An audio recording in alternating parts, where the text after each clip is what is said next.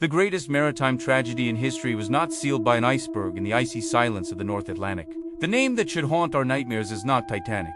The true, deepest, and forgotten naval catastrophe happened in the dark and turbulent waters of the Baltic Sea, on a winter night so cold that hell itself would seem a refuge. It was not chance, but an act of war that claimed 6 times more lives, in an agony that official history has made a conscious effort to forget. January 1945.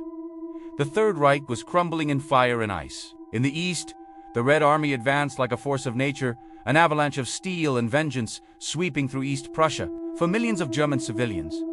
The order was clear: fly or perish. Terror was a living creature, whispered in the villages and cities that would be swallowed by the red tide. The only escape route was the sea, through the gigantic Operation Hannibal, a desperate evacuation across the frozen Baltic. The destination for many was a ship called the MV Wilhelm Gustloff, built as a symbol of Nazi power, a luxury cruise ship for loyal workers. The Gustloff was a floating city, but on that night of January 30th, it was designed for fewer than 2,000 souls.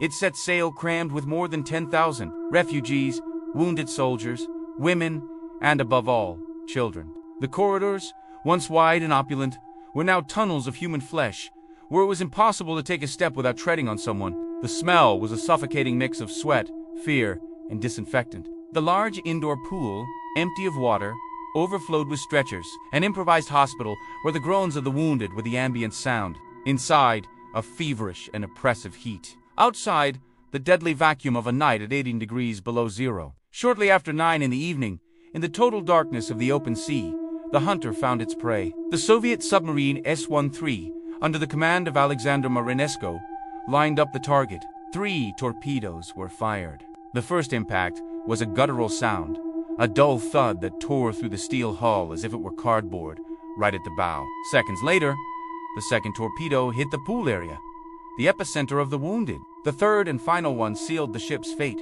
exploding in the engine room. The power went out instantly. The metal giant plunged into a deep silence, followed by a collective scream that pierced the night. What followed was not an evacuation. It was absolute chaos. In the total darkness, the human mass began to move in panic, crushing each other in a blind race for the deck. The sound of armored glass cracking but not breaking echoed through the halls, where hundreds were trapped to die by drowning or crushing. Those who managed to reach the upper deck found a different horror. The cold was a weapon, a physical enemy that burned the lungs. And the most terrifying discovery was that the lifeboats, the only Hopi, were frozen to the davits. Steel cables covered in a thick layer of ice, mechanisms jammed by the extreme cold. They could not be lowered. If you seek to know the darkest truths that official history tried to sink, stories of despair and survival that defy imagination, leave your like so this channel can continue to unearth what has been forgotten. For the few who managed to get a place in the boats that were launched, or for those who simply threw themselves into the sea, death came in another form. The water was only 4 degrees, but the thermal shock was instantaneous, an invisible blow that paralyzed muscles and stopped the heart in a matter of minutes.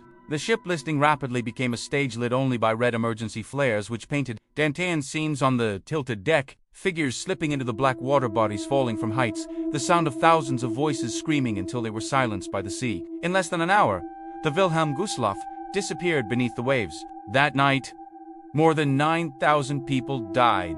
Mothers who lost their children in the panic, children who watched their parents freeze in the water, entire families erased from existence. Most of the victims were women and children. The bottom of the Baltic Sea became a war grave, a tomb of steel and bone that remains untouched, protected as a silent memorial to the greatest loss of life in a single shipwreck in human history, a tragedy of biblical proportions, reduced to a footnote in the books. Comment below. Did you already know about the tragedy of the Wilhelm Gustloff?